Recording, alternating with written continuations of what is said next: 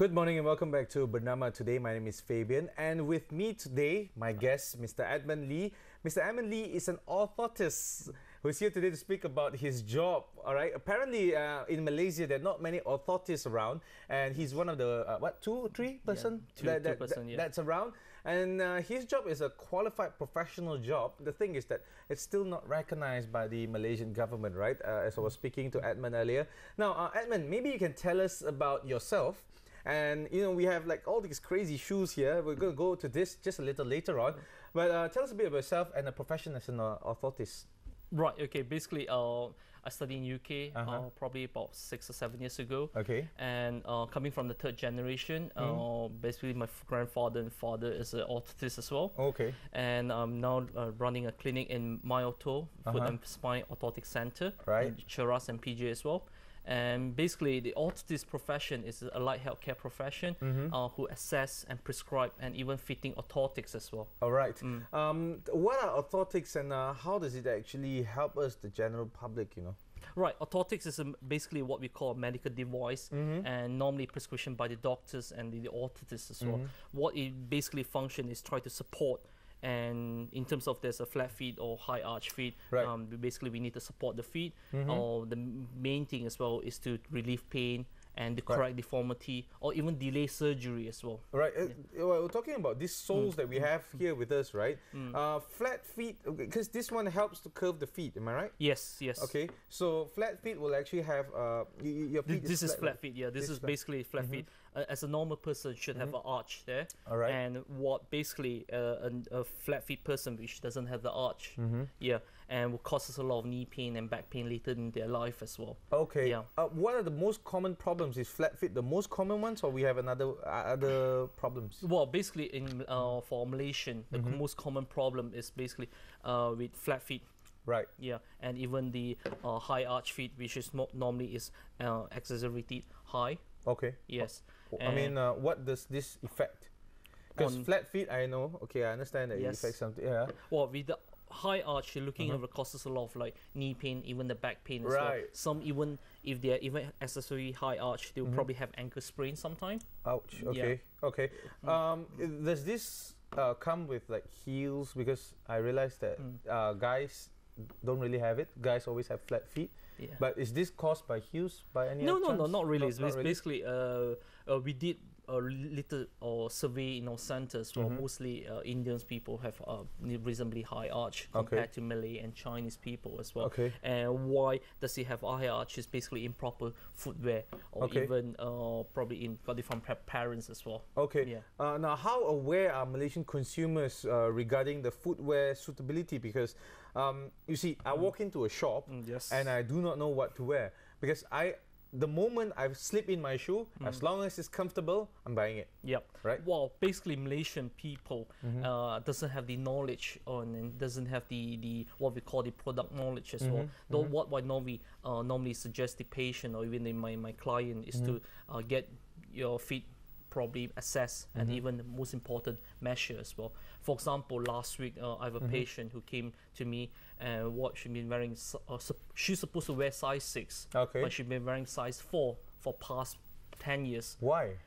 Why do people do that?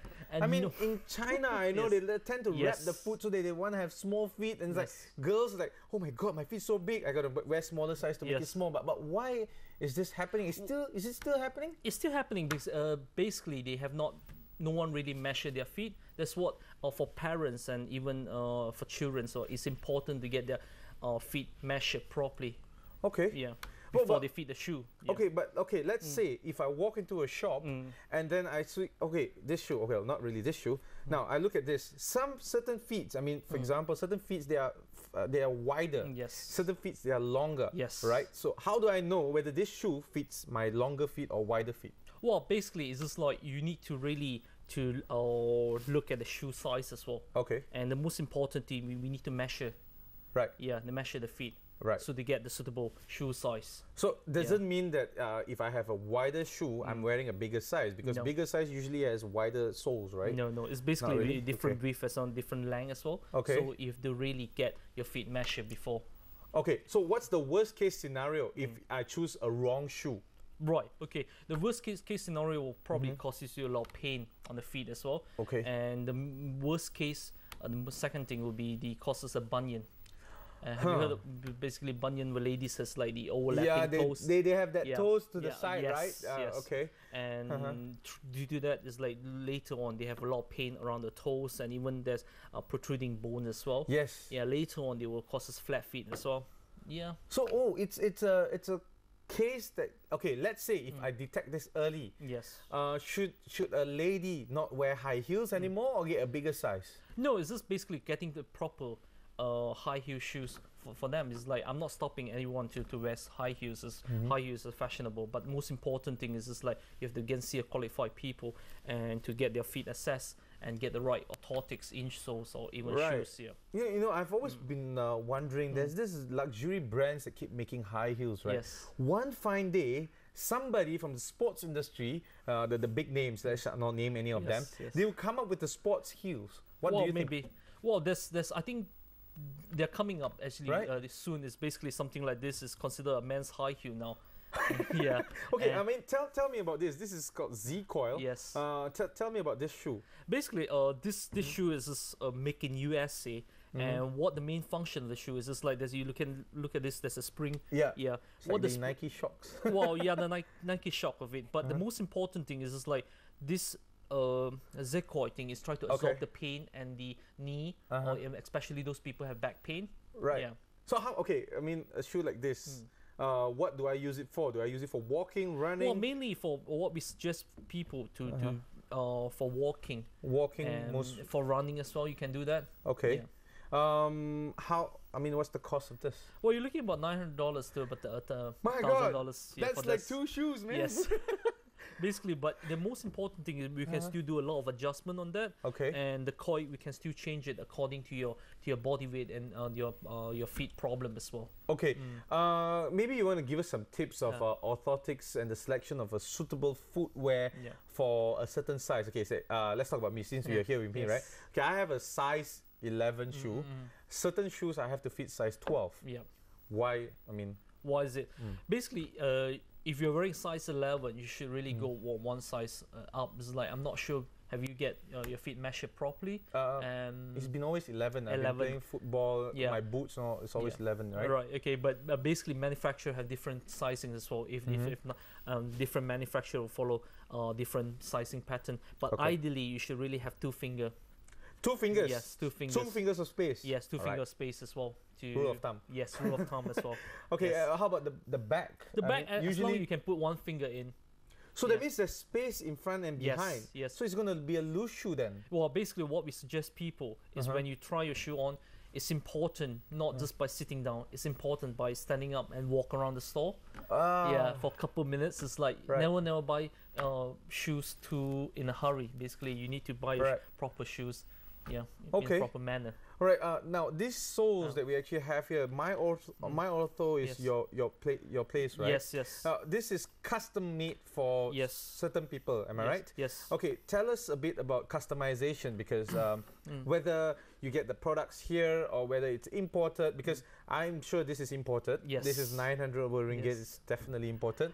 And could it be cheaper if it's manufactured locally, because we actually have you can get all this specifics, well, yes, right? it's like that's what my auto center, we are working with the local governments. It's like we're trying to manufacture our own stuff as well. Right. For example, this is at this moment it's imported, but we in the future we are looking at this for semi-customized in Malaysia as well.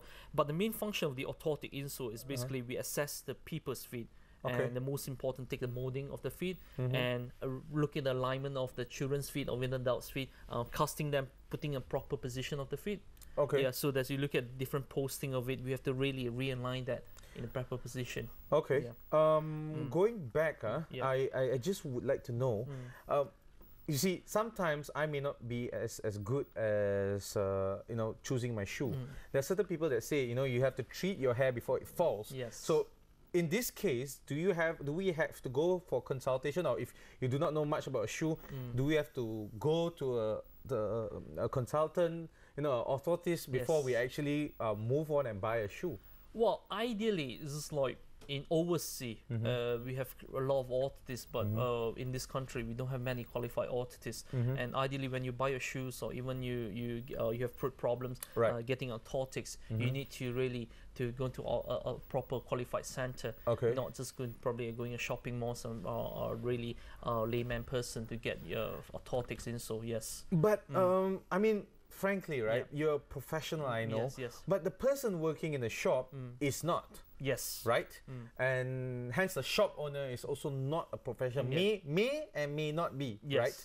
So how do you see yourself collaborating with these people to educate them? I mean, maybe you should start off with a brand, maybe. I don't know. Well, we're looking forward to really brand our My Auto brand, and in terms of shoes and even the orthotic insole.